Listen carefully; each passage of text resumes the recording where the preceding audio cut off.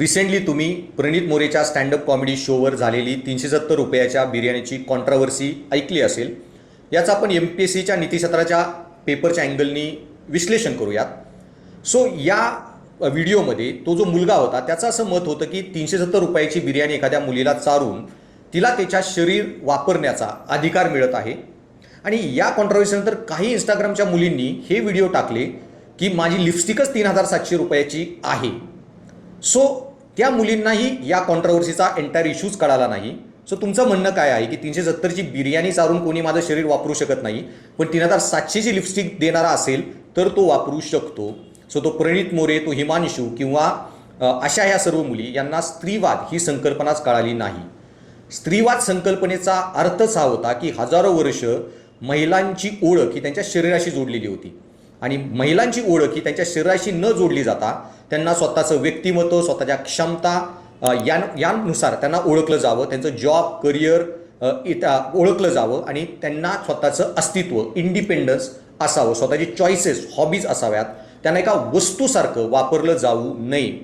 आणि या व्हिडिओमधून त्या मुलांची जी मेंटॅलिटी आपल्याला कळून येते त्यालाच आपण नीतिशास्त्रात म्हणतो की ऑब्जेक्टिफिकेशन ऑफ विमेन, म्हणजे महिलांचे वस्तुकीकरण करणे. आणि या वृत्तीमुळेच महिलांच्या प्रती जो हिंसाचार वाटतो की त्या एक वस्तू आहेत आणि त्यांना आपण पाहिजे तसं यूज, अब्यूज, एक्सप्लॉइट करू शकतो. तसंच या व्हिडिओमधून हेही गोष्ट एक महत्त्वाची आहे मुलींना समजणे की फायनान्शियल इंडिपेंडन्स हा तुमच्यासाठी किती महत्त्वाचा आहे.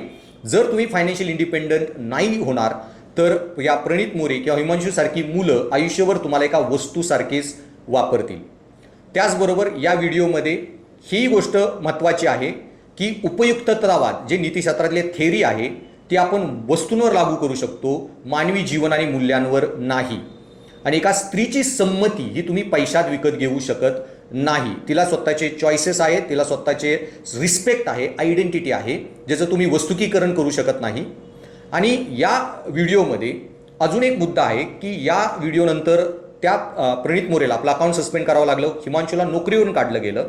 आणि नीतिशास्त्रात यावर प्रश्नही आलेला MPSC एक्झाममध्ये की पर्सनल इथिक्स आणि प्रोफेशनल इथिक्स भले दोन्ही वेगळे असले तरी आज सोशल मीडियाच्या युगामध्ये तुम्ही पर्सनल लाईफमध्ये जे बोलता त्याचा जर कंपनीच्या ब्रँड इमेजवर इम्पॅक्ट झाला तर कंपनी तुमच्या विरुद्ध ॲक्शन घेऊ शकते.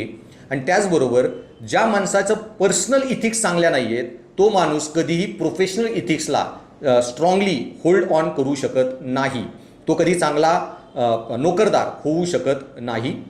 आणि या डिबेटमध्ये की जेंडर इश्यूचा हा प्रश्न नाही आहे, हा इंडिव्हिज्युअलची डिबेट आहे ज्याला जेंडर इश्यूचं स्वरूप देण्याची गरज नाही. तुम्हाला सगळीकडेच स्त्रीवादी पुरुषही भेटतील, स्त्रीवादी महिला भेटतील किंवा छद्म स्त्रीवादी पुरुष मिळतील किंवा छद्म स्त्रीवादी स्त्रियाही.